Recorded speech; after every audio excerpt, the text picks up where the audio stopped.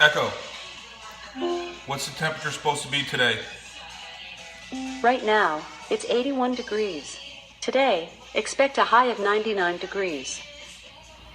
Hello YouTubers, it's William here from East Mesa Homestead. Thought I'd give you a tour of my my chicken coop here. Alright. So here in Arizona, obviously it gets really hot. So I did some research, and a lot of people did these type of cooling systems for their chickens, where you just put water in some dish like that. I actually used planter saucers. So I have that right there. And then here's my nesting box, and oh, look at that. Got my speckles in there, and I'm sure there's probably a couple more other eggs in there. There's Chickaletta. So I have a little cooling fan here for them, so that it stays cool in there at nighttime, even though nighttime it gets, it can still be around 100 degrees at nighttime. It's cooling off now. Okay.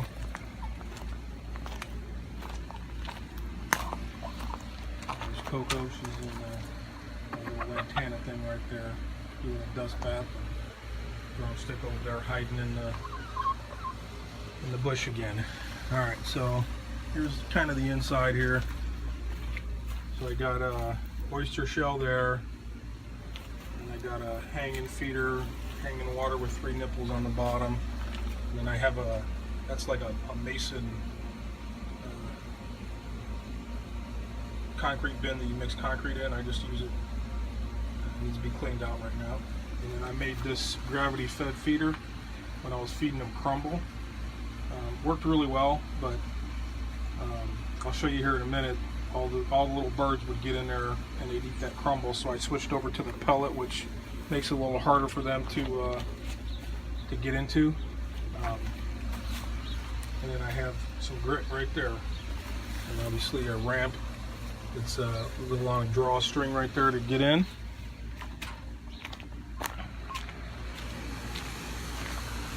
But this gravity fed will hold probably about 25 pounds of feed, if not more. So we've got this little drawstring here to open and close the door. Summertime I keep it open and I just shut the main door over there. But here's what I was talking about. So little birds come in through here. Okay, I need to get some more of this hardware cloth to fill in these gaps. I'm gonna do that when it cools off, and that'll keep those birds out. And then what I'm gonna do is I'm gonna make another drawstring door for probably over here, so that the chickens can come in and out, but it will keep most of the birds out. Because when this door is open, the birds got free reign in here, the wild birds. So I'll keep that door shut, and I'll have a little trap door somewhere right in here. So let's go back around this side and I'll show you the inside of the coop.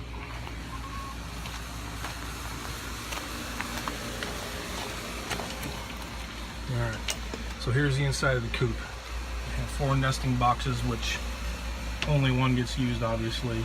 Like probably most everybody else that has more than 1 or 2, they all want to lay in the same one. So I'm doing the deep bed bedding in here or whatever. I've only cleaned this coop out twice, when I discovered that, you know, you can just keep adding to it and just cover up the chicken poop, and it will Alexa made soda. Okay, hold on. I didn't, I was just kidding. Okay, and then I'll just take this out probably sometime next year, and it will she's laying an egg. She's done. Is there? Okay. So anyway, that it doesn't have any smell to it. I put diatomaceous earth in there, and I put sweet PDZ in there. And yep, there we go. And there's 3 eggs in there. Whose turn is it to grab those eggs? Mine. Okay. Grab them out. No, I'm not gonna do them. Okay. Because we're still eating our snack. Okay. Can we show them our snack? No, it's just fudge. So anyway, that's the chicken coop. I drilled some holes in here for ventilation, and I think I'm actually going to maybe take this out this fall and put some hinges on here and let this fold down, and I'll put some hardware cloth in there so that in the summertime there's a lot more ventilation in there. Even though they get pretty good ventilation, because the top's all open up here, all around it's open, so they do get a lot of ventilation. Probably I'm going to get a better fan for this next year, for next summer.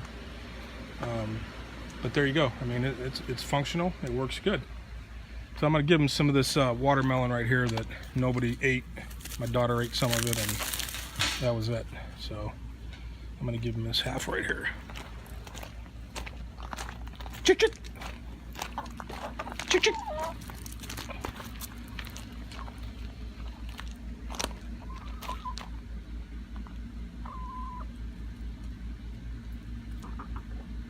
And of course, drumstick won't come over here until I'm gone.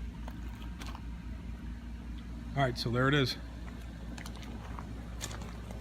Right underneath this big, about 35-foot tall Chinese elm tree. Keeps it nice and cool under here.